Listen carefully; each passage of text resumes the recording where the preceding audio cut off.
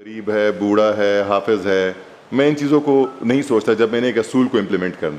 जो लफ्ज़ गरीब गरीब के नाम पे हम कहते हैं, बेसिकली अगर इस गरीब से हमें हमदर्दी है जो कि रेडी लगा रहा है और एक ऐसी जगह पे लगा रहा है जहाँ पे वो बिज़नेस नहीं कर सकता, वो रोड है, फुटपाथ है, ग्रीन बेल्ट है, समथिंग, तो हम बेसिकली उसको एक्सप्लॉइट कर रहे हैं अगर हम उसे एक कारोबार करने दे रहे हैं, क्योंकि वो डेफिनेटली किसी को भत्ता भी देता है वहाँ पे बैठने का, चाहे वो म्यूनसिपलिटी का बंदा हो या उसका फ्रंट मैन हो या कोई दुकानदार जिसके आगे उसने दुकान लगाई हो।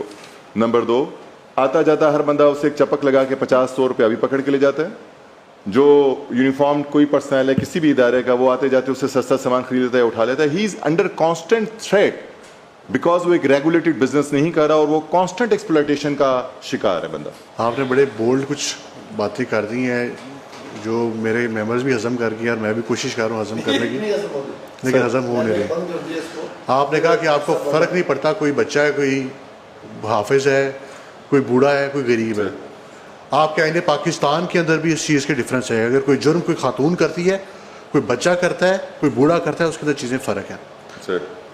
ये आपकी जो बात है ये आईने पाकिस्तान से भी मुतज़ाद है।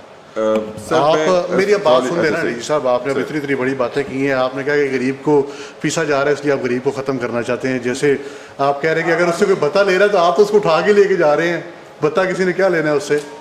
मैंने आपसे सिर्फ जो शोल्डर शॉपिंग के हवाले से सवाल किया है, क्या वो इंक्रोचमेंट में आता है या नहीं आता? सर एज फार एज अगर वो कोई स्पेस ऑक्यूपाई करके सामान बेचेगा जो कि पब्लिक स्पेस है तो वो इंक्रोचमेंट में आएगा सर।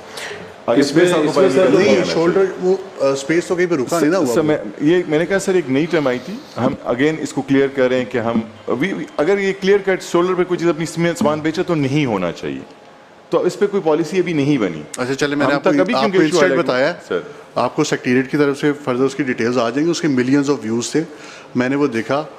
आपको एहसास नहीं हुआ? आपने ये कहा है कि आपको नहीं फ़र्क पड़ता, मुझे फ़र्क पड़ा था। मुझे इस चीज़ से फ़र्क पड़ता है।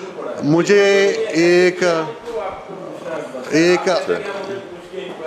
मैं सजाद बड़ा साहब, मुझे प्लीज़ बात ख़त्म कर दे। थोड़ी सी चेयर का, आप जब बात कर रहे हो मेरी, आप सब मुअज़्ज़िज़ मेंबर्स को थोड़ा सा चेयर की बात सुन लें प्लीज़।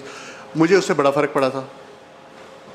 उस गरीब शख्स की माँ बीमार है, मुझे उसकी इस बात से भी फ़र्क पड़ा है कि उसकी वालदा बीमार है, उसका इलाज हो रहा है या नहीं हो रहा।